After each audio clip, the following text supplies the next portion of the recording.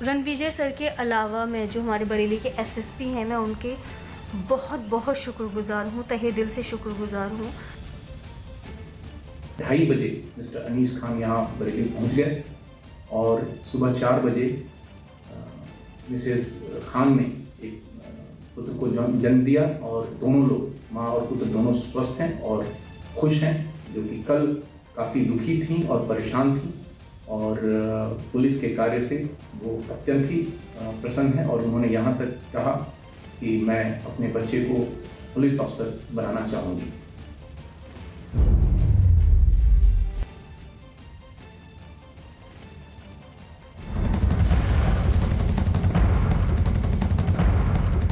कर्नाटक से इस वक्त की बड़ी खबर। कर्नाटक में एक बुजुर्ग की कोरोना वायरस से मौत हो गई। 65 साल उम्र बताई जा रही है, जो कि कोरोना पॉजिटिव पाए गए थे, उनकी मौत हो गई। आपको बता दें, कर्नाटक में अब तक 55 मामले कोरोना पॉजिटिव सामने आ चुके हैं और इस सब के बीच तीसरी मौत 65 साल के एक शख्स की मौत हुई है। 65 साल की एक बुजुर्ग की मौत हुई है, जो कि कोरोना पॉजिटिव पाए गए थे। ये इस वक्त की बड़ी खबर कर्नाटक से, जहां तीसरी मौत हुई है। इससे पहले भी 2 लोग दम तोड़ चुके हैं कोरोना वायरस की वजह से, अब ये तीसरी मौत हुई है। अब तक 55 मामले कोरोना वायरस पॉजिटिव सामने आ चुके हैं। तुमकुर में ये मौत हुई है, तीसरी मौत हुई है कर्नाटक में। अब तक कर्नाटक में कुल 55 कोरोना पॉजिटिव मामले सामने आ चुके हैं और 3 मौत हो चुकी है। रवि सिंह हमारे सहयोगी जुड़ गए हैं। रवि, क्या जानकारी मिल पा रही है तीसरी मौत कर्नाटक में? देखिए, सबसे पहली मौत कर्नाटक से ही आई थी, आपको याद होगा। इसके बाद आज कर्नाटक से तीसरी मौत की खबर आई है। 65 साल के ये शख्स बताए जा रहे हैं, इनका इलाज चल रहा था। इसके बाद अभी ट्रेसिंग होनी बाकी है कि इनके संपर्क में कितने लोग आए थे, लेकिन ये पहले से ही प्रावधान है कि जिनका भी कोरोना पॉजिटिव पाया जा रहा है, उनके संपर्क में जितने लोग आए होते हैं उनको ट्रेस किया जाता है, उनको क्वारंटीन पे रखा जाता है, 14 दिन का निगरानी किया जाता है। तो फिलहाल अब मामले 17 से 18 हो चुके हैं। हालांकि हेल्थ मिनिस्ट्री में अभी इसकी यहाँ तक अभी डाटा अपडेट नहीं किया गया है, लेकिन मामले लगातार उसके बढ़ते जा रहे हैं। ना सिर्फ डेथ के मामले बढ़ते जा रहे हैं, बल्कि संख्या भी बढ़ती जा रही है। लेकिन एक राहत की बात यह है कि ठीक भी हो रहे हैं उसी तेजी के साथ में। महाराष्ट्र से एक खबर है, जहां जलगांव में पुलिस ने लॉकडाउन का मजाक उड़ाने और उसका वीडियो सोशल मीडिया पर शेयर करने वाले एक व्यक्ति को गिरफ्तार कर लिया। पुलिस ने बताया कि इस आदमी ने लॉकडाउन का उल्लंघन करते हुए सड़क पर घूमने के वीडियो वायरल किए। हालांकि बाद में जब पुलिस ने इसे पकड़ लिया तो इसने अपनी गलती की माफी मांगी और फिर ऐसी हरकत नहीं करने की दलील दी।